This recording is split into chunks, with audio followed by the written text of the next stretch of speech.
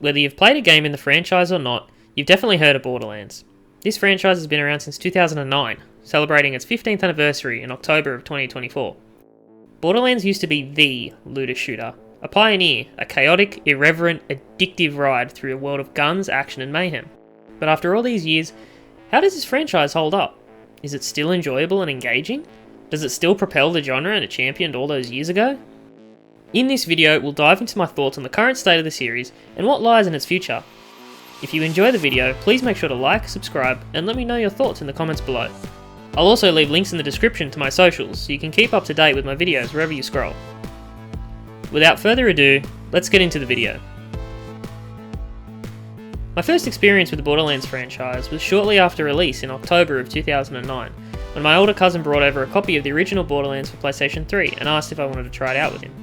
Prior to this, I'd never really played a first-person shooter before, but something about the cel-shaded graphics and the Mad Max-esque setting left a long-lasting impression on me.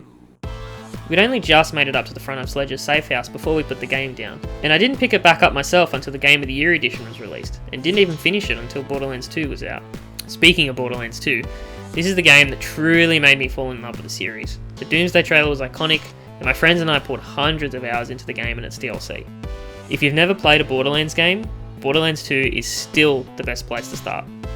After the release of Borderlands 2, 2 ports were released for PS Vita and PSVR, and 2 spin-off titles were released. Borderlands a pre-sequel and Tales from the Borderlands both released in 2014 to quite positive reviews. The pre-sequel has a really solid story, exploring Jack's origins, and its Claptastic Voyage DLC is great as well. But the gameplay, especially early on, is so slow. Due to the slow-moving speed and catch-a-ride mechanics being so far away from the action, completely takes it away from the series' over-the-top, fast-paced nature. Tales from the Borderlands is some of the best storytelling in the franchise. A well-paced and character-driven adventure that introduced new fan favourites, it stood on its own without relying too heavily on its legacy characters.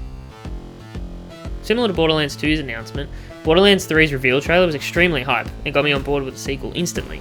But when the campaign was finished, I never picked it back up. Something wasn't clicking, so I went back and revisited the game to see why. Mechanically, this game is easily the most enjoyable to play when it comes to movement and how gunplay feels, especially with the haptic feedback on the PS5 controller.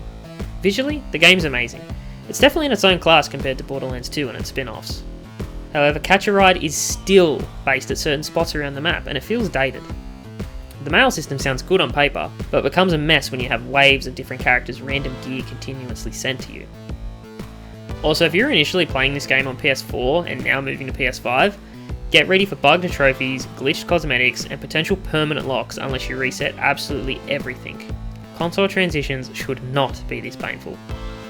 If you plan to platinum Borderlands 3 after transferring to the next gen version, just make a new character. Certain trophies might not even pop, and can be permanently locked if your unlock conditions were already met on the PS4 version.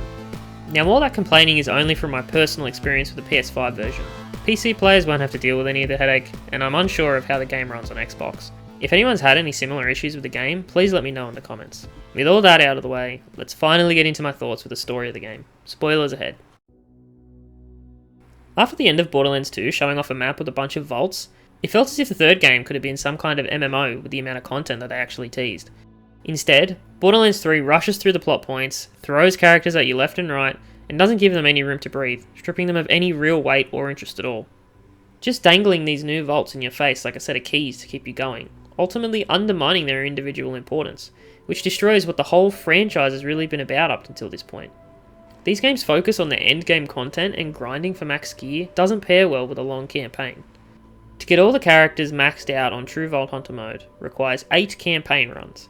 Granted, this isn't as many as Borderlands 2, but with the dilemma not being brand new to Borderlands 3, there should have been some thought that went into this issue. From my perspective, there are 2 ways this could have been handled. 1, scale back the scope of the story, or 2, put in place a way to give players who've finished the campaign on both normal and True Vault Hunter mode already the option to skip it entirely on a newly created character. Speaking of characters, a lot of them in this game feel so underwhelming and annoying. The Calypso twins had potential. The idea of a satirical take on weaponized influencer culture is fascinating, but they just ended up falling flat. Poor writing, trying to be edgy, and offering little depth. They get boiled down to nepo babies with god powers but no gravitas. Even returning characters get the short end of the stick. Vaughn and Reese felt like parodies of their Tails personas, and Maya's death was reduced to a plot device for Ava, easily the most annoying character in the franchise. Borderlands 3's dialogue tries too hard to recapture the 2012 vibe of Borderlands 2. The dialogue is cringeworthy, packed full of flat punchlines, and forced humour. Honestly, play the game with the dialogue volume turned off. You'll enjoy it more. In the terms of story and writing, this is where the franchise really needs a reset, and I'm hoping Borderlands 4 gives us that. The reveal and gameplay trailers for Borderlands 4 look extremely interesting. From what's been revealed so far about the game, Borderlands 4 takes place on a planet called Kairos, and you play as one of 4 new Vault Hunters involved with yet another resistance, this time facing the Timekeeper, who becomes entwined in the story due to the direct result of the ending of Borderlands 3, where Lilith teleports Elpis away from Pandora, causing the protective barrier around Kairos to be destroyed apparently. When I originally watched the trailers, the break free motif that's present I thought might have alluded to some sort of Matrix type situation or mind control, but it just now seems to be to do with the Timekeeper himself. However, I'm not fully throwing these off the table, since there seems to be this weird transition between some clips in the official launch date trailer and the first looks trailer. It's interesting to see the new different factions in this game. I'm excited to see how the Vault Hunters fit into the middle of them. With only Zane and Claptrap interestingly being shown as returning characters, hopefully this game strays away from the old cast and actually shines more light onto the new ensemble of characters. The trailer only seems to show off Kairos and Elpis from what I can see, hopefully scaling down the amount of vaults and making for a more closely knit story, with some time to actually flesh out the characters we're introduced to this time around. Also, something interesting I noticed in quite a few shots is the moon Elpis getting closer and closer to the locales being shown off. Maybe this is something similar to Borderlands 3, with Kairos needing to be close to Elpis, maybe again as another key to open a vault, but hopefully they don't rinse and repeat the same idea. Gameplay wise, this game looks absolutely insane. I definitely think Borderlands 4 is going above and beyond with its new features.